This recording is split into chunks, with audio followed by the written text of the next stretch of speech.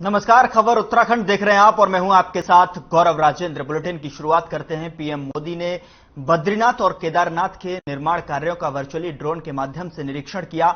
इस दौरान सीएम धामी ने निर्माण कार्यों की अध्यक्षता की। साथ ही सीएम धामी ने कहा कि कुछ कार्य संस्कृति विभाग और पुरातत्व विभाग करेगा, जिस पर पीएम मोदी से चर्चा हुई। इसके अलावा उन्होंने कहा कि पहले श्रद्धालु बढ़ने से काम में देरी होती थी, लेकिन अब की बार श्रद्धालुओं के साथ साथ निर्माण कार्यों में किसी तरह की कोई बाधा उत्पन्न नहीं हुई।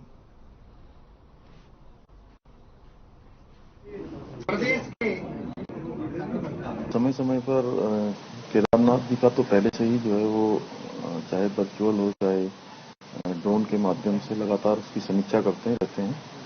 और आज केदारनाथ जी के साथ साथ बद्रीनाथ का जो मास्टर प्लान पर काम हो रहा है, उस मास्टर प्लान पर भी चर्चा हुई। और साथ में जो कल्चर डिपार्टमेंट है उसने भी बहुत रास्तों में से लेकर शंकराचार्य जी की जो समाधि है उस पर बहुत सारे काम कल्चर डिपार्टमेंट के पुरातत्व विभाग के अनुसार होने हैं।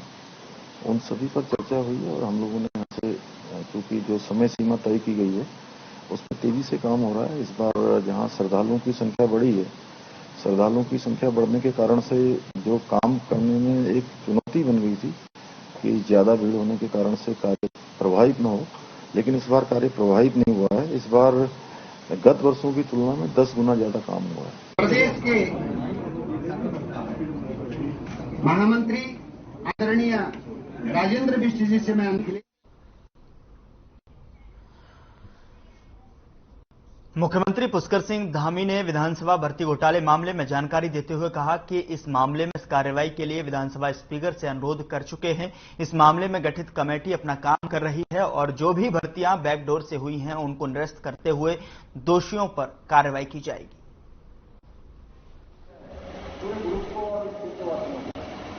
जैसे ही ये मालूम चला कि विधानसभा की भर्तियों में कुछ गड़बड़ियां हुई हैं, जैसी प्रकरण सामने आया तो हमने तत्काल विधानसभा अध्यक्ष जी से अनुरोध किया कि आप इस पर जांच करवाइए और जांच करवाने के बाद दोषी जो पाए जाते हैं या जो गलत नियुक्तियां हैं अवैध तरीके से हुई हैं उन सबको निरस्त किया जाना चाहिए। मैं तो अपना मंतव्य पहले उनको दे चुका हूं और इस दिशा में काम भी हो रहा है।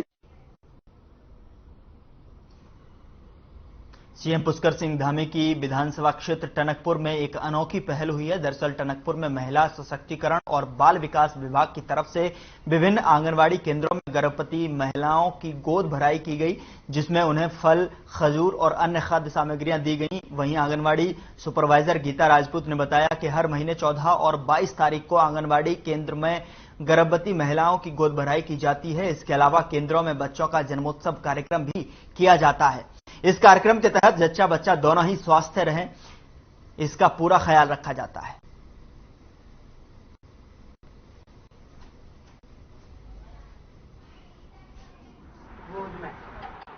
ये जबकि सामूहिक कार्यक्रम होना था, लेकिन इसमें 2 ही वर्कर हमारी शामिल हो पाई हैं। और यहाँ पे ये चित्रा कट्टा वार्ड नंबर 2 की कार्यकर्ती के द्वारा 2 महिलाओं की गोद भराई की गई। गोद भराई में जो भी इनकी रस्में हैं, केले, फल, दक्षिणा और अच्छे फूल पत्ती जो भी है इनकी गोद भराई जाती है, ताकि इनके आने वाले समय में इन खुश रहें और जो बच्चा है वो भी खुश रहे।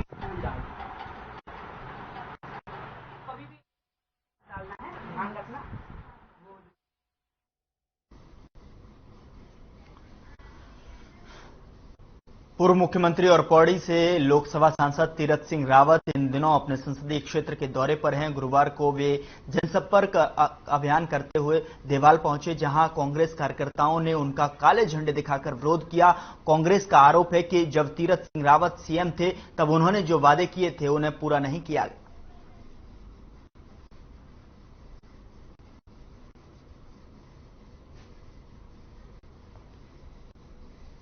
एक विरोध प्रदर्शन किया गया, जिन्होंने पूर्व में यहाँ पर कई बार घोषणा की कि क्षेत्र के विकास के लिए हम कई योजनाओं को धरातल में लाएंगे, लेकिन वर्तमान में इस क्षेत्र में सड़क की स्थिति, चाहे सड़क की स्थिति देखो, स्वास्थ्य की स्थिति देखो, और सड़क पे इतने गड्ढे हैं कि गड्ढों पे सड़क है, न कि सड़क पे गड्ढे हैं। इसलिए आज कांग्रेस कमेटी का एक आह्वान किया कि इनका विरोध प्रदर्शन किया जाए। सांसद जी का विरोध हमने इसलिए किया कि उन्होंने इस क्षेत्र में पहले भी आए हैं और क्या कहते हैं कोई घोषणाएं करके गए हुए हैं और क्षेत्र में उनकी कोई भी घोषणा धरातल पर अभी नहीं उतरी है, इसलिए हमने आज उनका काले झंडे दिखाकर विरोध किया।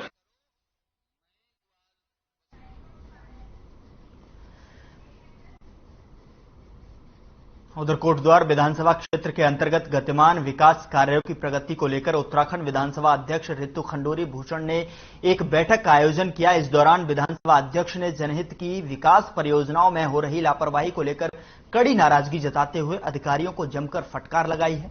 उन्होंने अधिकारियों को साफ शब्दों में चेतावनी देते हुए कहा कि जनहित के कार्यों में किसी प्रकार की लापरवाही नहीं बरती जाए।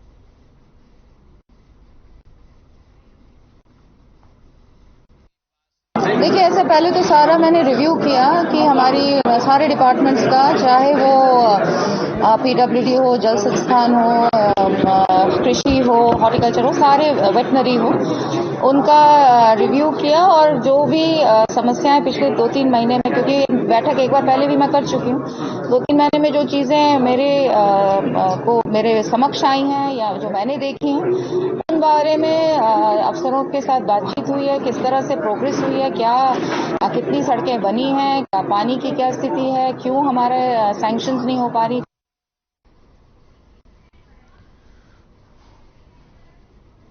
उधर अल्मोड़ा में सांसद अजय टम्टा ने विकास भवन में जिले में स्वास्थ्य विभाग के साथ बैठक की। इस बैठक में सांसद अजय टम्टा ने कहा कि सभी स्वास्थ्यकर्मी महिला चिकित्सालय और बेस चिकित्सालय में स्वच्छता अभियान चलाकर स्वच्छता पखवाड़े को मायने के साथ में कहा है कि अस्पताल में आए मरीजों का सही से इलाज करें और उन्हें जबरन बाहर के लिए रेफर ना करें।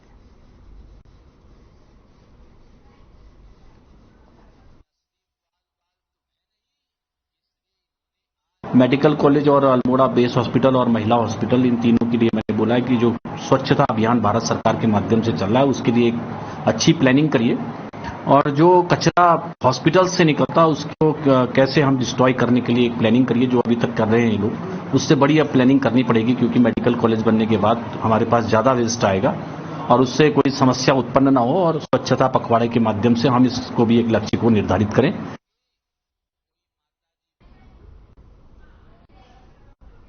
उधर अपर मुख्य सचिव गृह राधा रतूड़ी आज पुलिस मुख्यालय में समीक्षा बैठक व गोष्ठी में शिरकत करने पहुंची। इस मौके पर पुलिस महानिदेशक अशोक कुमार समेत कई सीनियर आईपीएस अफसर मौजूद रहे। राधा रतूड़ी ने मीडिया से बातचीत करते हुए कहा कि स्मार्ट पुलिसिंग की दिशा में कदम आगे बढ़ाते हुए कार्य हो रहा है।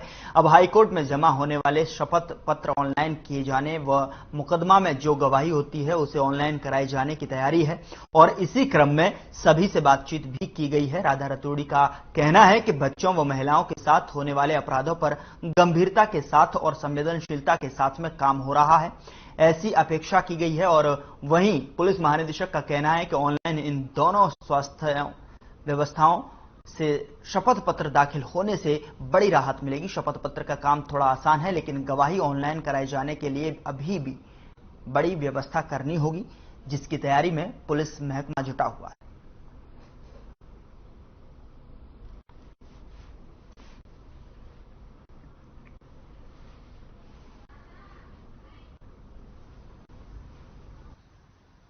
महिलाओं और बच्चों के साथ जो अपराध हो रहे हैं उनका जल्दी समाधान निकले और उनको बेहतर सुविधाएं दी जाएं। हम लोग ये भी प्रयास कर रहे हैं कि जो बयान लेने का सिस्टम है उसको ऑनलाइन किया जाए, क्योंकि अभी बयान लेने में गवाहों को कोर्ट ले जाने में बहुत समय लगता है। तो अगर अपराधों का जल्दी निस्तारण करना है तो बयान की जो व्यवस्था है उसको ऑनलाइन की जाए। देखिए, उपयोगिता बहुत ही है, निसंदेह इसमें तो कोई शक ही नहीं है और ऑनलाइन एफिडेविट कराने का प्रयास हम लोग कर रहे हैं। कहीं ना कहीं हाई कोर्ट के जो सरकारी जो हमारे गवर्नमेंट एडवोकेट्स होते हैं उनसे थोड़ा टाई अप होना है। तो मैडम से भी आज बात हुई है, तो हमारा प्रयास है कि जल्द से जल्द ऐसा सिस्टम हो जाए कि ऑनलाइन ही जो है एफिडेविट उसकी डिस्कशन हो जाए गवर्नमेंट काउंसिल का आयोग के साथ, तो ऑनलाइन ही उसका ड्राफ्ट बन जाए, फिर वो चेक हो जाए, तो फिर आसान हो जाएगा। हमारे आयोग के हाई कोर्ट में चक्कर कम लगेंगे।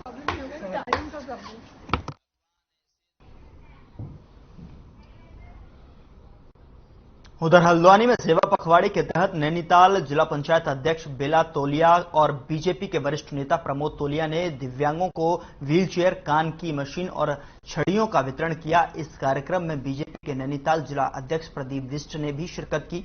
बीजेपी के वरिष्ठ नेता प्रमोद तोलिया ने बताया कि 2 अक्टूबर तक सेवा पखवाड़े के तहत पूरे देश में कई कार्यक्रम आयोजित किए जाएंगे और प्रदेश में टीबी मुक्त उत्तराखंड के लिए भी कार्यक्रमों का आयोजन किया जाएगा।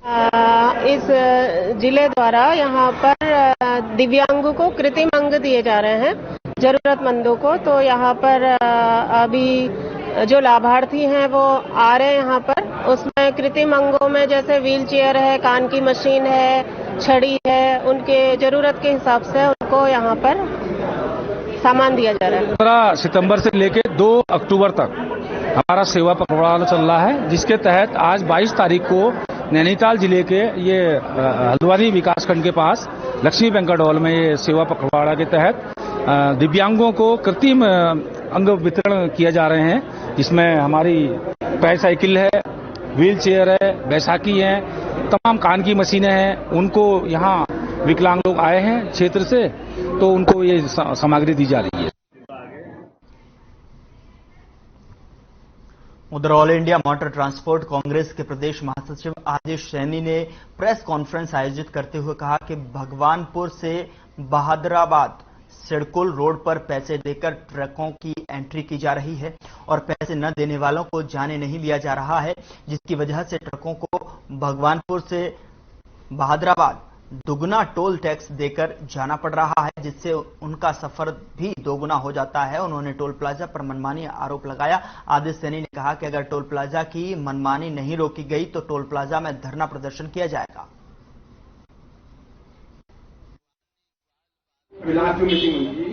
Central government 60 number state highway है, वो सरकार ने या किसी अधिकारियों ने किस मिली भगत से बंद किया है वो हमारी समझ में नहीं आ रहा। हमारे भार वाहनों को वहाँ पर सिडकुल भगवानपुर से सिडकुल हरिद्वार के लिए बिल्कुल नो एंट्री कर दी और 24 घंटे की नो एंट्री का एक फ्लैक्सी लगा दी। वो फ्लैक्सी लगाने के बाद में हमारे भार वाहनों को नहीं जाने दिया जा रहा, जिसके संबंध में हम लगभग 3 महीने से एसडीएम महोदय से लेकर और हम माननीय मुख्यमंत्री जी तक चले गए, लेकिन कोई कहीं सुनवाई नहीं हो रही है। वैसे हमें 26 किलोमीटर पड़ता है रुड़की और 57-58 किलोमीटर घूम के आना पड़ता है। एक तो हम यहाँ डबल सफर कर रहे हैं, डीजल ईंधन एक्स्ट्रा खर्च कर रहे हैं और साथ में हमें टोल भी देना पड़ रहा है। तो ये गलत है। कहीं भी ऐसा नहीं है कि जो अगर टोल लगा है, टोल रोड बने हैं तो पुराने रोड कहीं भी बंद नहीं हुए पूरे भारतवर्ष में। ये पहला केस है रुड़की का ऐसा जहाँ की शासन प्रशासन ने मिलकर ये काम किया है। उधर हरिद्वार के मिसरपुर में एक घर में कोबरा सांप घुस गया। इस दौरान लोगों में हड़कंप मच गया, जिसके बाद लोगों ने वन विभाग को सूचना दी और सूचना मिलते ही वन विभाग की टीम मौके पर पहुंची और कड़ी मशक्कत के बाद कोबरा को रेस्क्यू कर जंगल में छोड़ा दिया।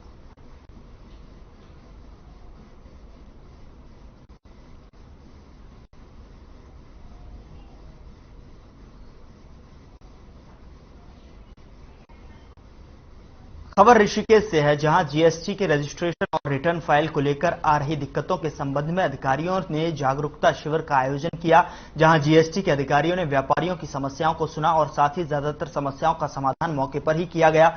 वहीं उच्च स्तर की समस्याओं को आला अधिकारियों को फॉरवर्ड भी करके समाधान का भरोसा दिया गया।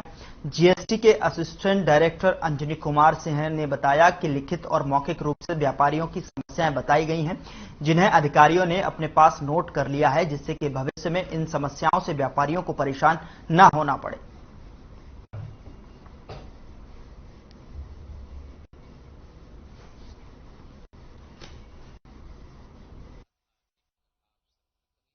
ऋषिकेश में जीएसटी के लिए जागरूकता अभियान किया, तो इसमें हम व्यापारियों से मिलकर के ये जानना चाह रहे थे कि व्यापारियों को क्या समस्याएं आ रही हैं, जीएसटी रजिस्ट्रेशन में उनको क्या समस्या आ रही हैं, इसके अलावा रिटर्न फाइलिंग में उनको किसी तरह की समस्या आ रही है। तो हमने ज़्यादातर उनसे लिखित में भी लिया, मौखिक उनके प्रश्नों का समाधान किया जो हमारे स्तर पर था। इसके अलावा कुछ अगर उनको और भी समस्याएं हैं तो उसके लिए वो 10 से 5 तक हमारे ऋषिकेश कार्यालय में कभी भी आ सकते हैं। इस बारे में भी उनको अवेयर किया।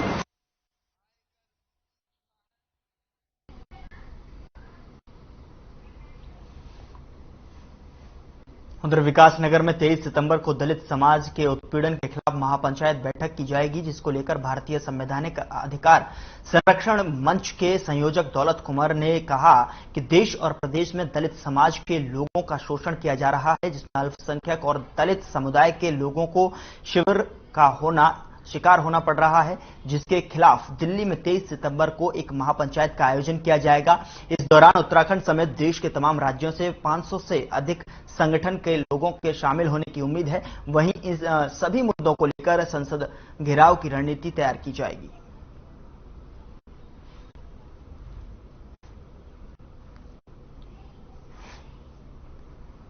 किसानों के हथियारों को 15 अगस्त के दिन जेल से रिहा करके ऐसा स्वागत करवाया जिस तरीके से हो सकता है उन्होंने कोई मेडल जीत के लाया हो।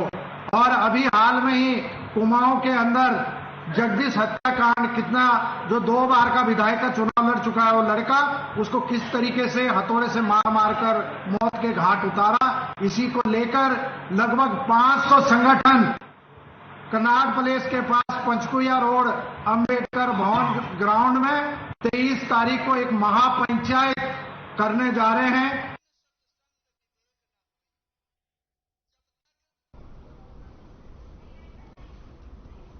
उधर उत्तराखंड में अन्य पिछड़ा वर्ग के लिए आरक्षण 14% से बढ़ाकर 27% करने का दबाव बढ़ते ही जा रहा है। राज्य में ओबीसी की आरक्षण बढ़ाने और क्रीमी लेयर का दायरा संशोधित करने की मांग भी जोर पकड़ने लगा है।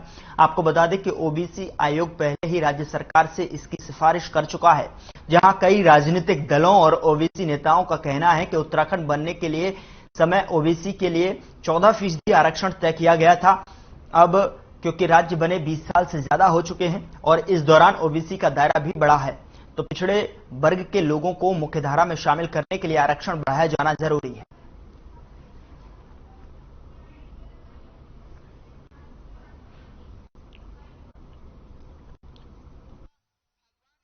ये माननीय उच्चतम न्यायालय का फैसला है, हाई कोर्ट का नहीं है। माननीय उच्चतम न्यायालय ने मध्य प्रदेश और महाराष्ट्र के मामलों में एक सुनवाई की गई जिसमें जो पंचायतों का आरक्षण था ओबीसी का, उसको चैलेंज किया गया था। तो जिसमें माननीय उच्चतम न्यायालय ने अपना निष्कर्ष दिया है कि राज्य सरकार को ओबीसी के लिए आरक्षण करने का अधिकार है। देखिए, जन सामान्य की इसमें भागीदारी होनी है और जन सामान्य से ही हमको आंकड़े एकत्र करने हैं। शहरी निकाय क्षेत्र, गांव और शहर में थोड़ा फर्क है। गांव में ग्राम प्रधान या कोई भी प्रतिनिधि किसी को बता देगा, वहां जानते हैं, सब जाति के आधार पर सबको जानते हैं। शहर में बराबर वाले को भी नहीं जानता, इसलिए शहरी निकाय वालों को कहा गया है कि वो गहन अध्ययन करें और जो आंकड़े जो हम देंगे प्रपत्र उसमें सही तरीके से भरें। उधर प्रदेश भर में स्कूलों के जर्जर हो चुके भवनों को लेकर अब शिक्षा विभाग एक्शन मोड में नजर आ रहा है। शिक्षा विभाग के महानिदेशक वंशीधर तिवारी ने कहा कि चंपावत की घटना के बाद विभाग में सभी अधिकारियों को निर्देश जारी कर दिए गए हैं। साथ ही जर्जर भवनों की सूची जल्द से जल्द उपलब्ध कराने की मांग की है। डीजी शिक्षा ने कहा कि संख्या का पता लगने के बाद उसको लेकर रणनीति बनाई जाएगी, जिससे कि जीर्णोद्धार ध्वस्तीकरण की कार्रवाई की जाएगी।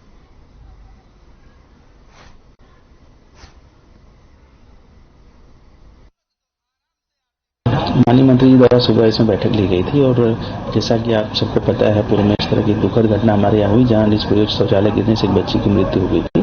तो आगे से इस तरह की भविष्य में पुनरावृत्ति न हो उसको लेकर के उन्होंने काफी गहन चिंतन किया था। सचिव साहब जी उसमें उपस्थित थे, सारे निदेशक थे।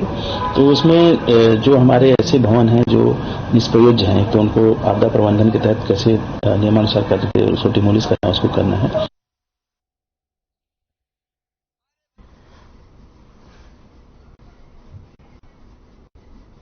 उधर लालकुआ विधानसभा क्षेत्र के बागजाला गांव में हाथियों ने किसानों की धान की कई एकड़ फसल रौंद डाली, जिससे कि काफी नुकसान हो गया। इतना ही नहीं, हाथी ने बागजाला गांव के जूनियर हाई स्कूल की दीवार तोड़ दी, साथ ही परिसर में लगे वॉलब्रेशन को भी तोड़ दिया, जिससे कि विद्यालय की सुरक्षा व्यवस्था चरमरा गई है। विद्यालय परिसर में बच्चों को खतरा बना हुआ है, साथ ही स्कूल में चोरी की संभावना भी बढ़ गई है।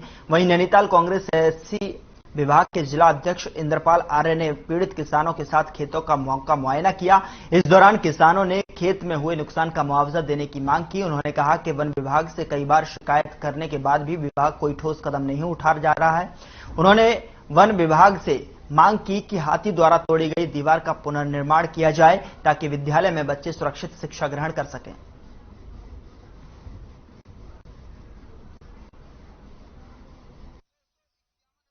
बागजला गांव है।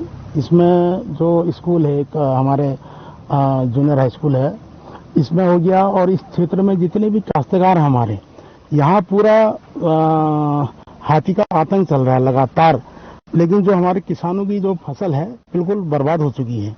और कल तो लगातार ऐसा आतंक रहा कि उसमें हमारे जो भाई लोग थे, जो किसान लोग थे, उन्होंने मतलब वन विभाग को भी अवगत कराया कि यहाँ लगातार ये हमारे जो फसल है हाथी आ गया है, जिसमें कि उसमें एक चीज और डर लग रहा था कि जनहानि का भी डर लग रहा था। रात की बात है और 8 से करीब 9 बजा था तो हाथी यहाँ पहुँच चुका था, जिससे फसल को तो नुकसान हुआ ही, लेकिन जान माल का काफी खतरा रहा।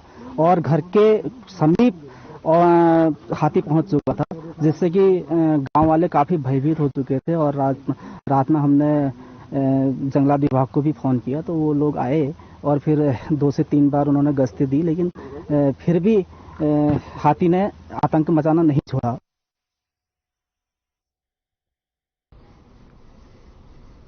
उधर सुल्तानपुर में पुलिस और एसओजी की टीम ने नकली सीमेंट की फैक्ट्री का भंडाफोड़ किया है। बताया जा रहा है कि पुलिस ने नकली सीमेंट से भरे 500 कट्टे और 900 कट्टे बरामद किया है।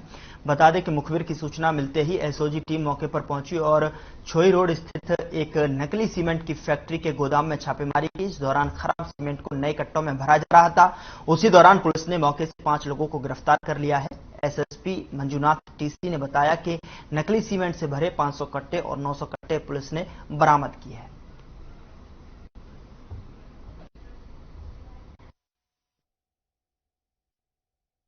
बहुत बड़ी उपलब्धि है आज एसओजी और बाजपुर की टीम को। सूत्रों से जानकारी मिले कि एक फर्जी फैक्ट्री है, नकली फैक्ट्री है, जो अनऑथराइज्ड फैक्ट्री है। अनधिकृत रूप से इन्होंने सीमेंट पैकिंग का एक छोटा इंडस्ट्री टाइप खोल के रखा था, जो बिल्कुल ही अधिकृत नहीं है। तो बाद में इस सूत्रों के आधार पर हमने जो टीम ने जब रेड मार के देखा तो यहाँ पे एक टोटल बड़ा फर्जीवाड़ा चल रहा था। जो खराब सीमेंट है, जो बिल्कुल पत्थर की तरह हो चुका है, उसको क्रश करके फिल्टर करके नए सीमेंट के रूप में पैक करके दिया गया है।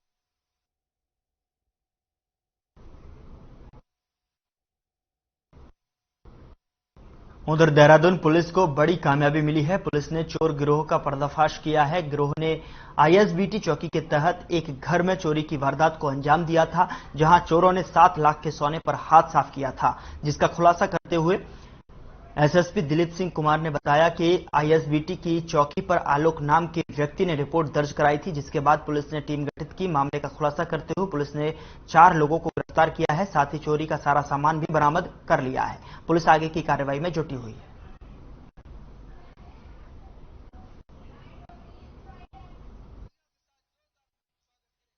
पटेल नगर थाने में एक नगरजनी का जो है मामला पंजीकृत किया गया था।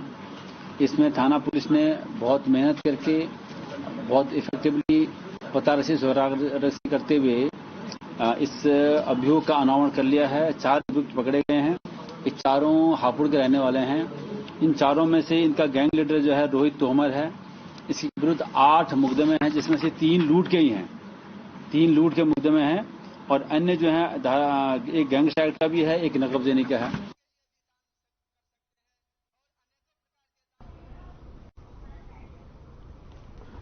चोर गिरोह के 4 सदस्यों को गिरफ्तार किया है। बता दें कि आईएसबीटी चौकी के पास की ये घटना को अंजाम दिया था, जहां पर 7 लाख की लूट को अंजाम दिया था। पुलिस को बड़ी कामयाबी मिली है। 4 गिरोह के 4 सदस्य गिरफ्तार किए गए हैं पुलिस की तरफ से, जिससे कि बड़ी कामयाबी पुलिस को यहां हाथ लगी है। बता दें कि आईएसबीटी पुलिस चौकी के पास में घटना को वारदात को अंजाम दिया था। 4 गिरोह के 4 सदस्य बरामद हुए हैं। साथ ही 7 लाख की लूट को अंजाम जिन्होंने दिया था।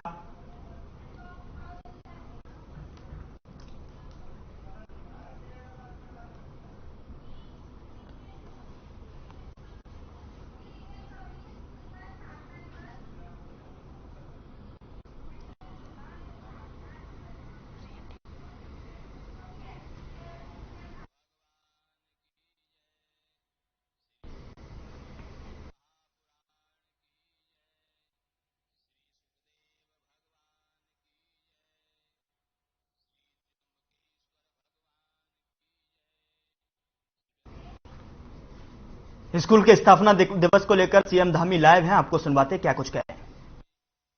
हमारे इस क्षेत्र के लोकप्रिय विधायक आदरणीय सहदेव सिंह पुंडीर जी,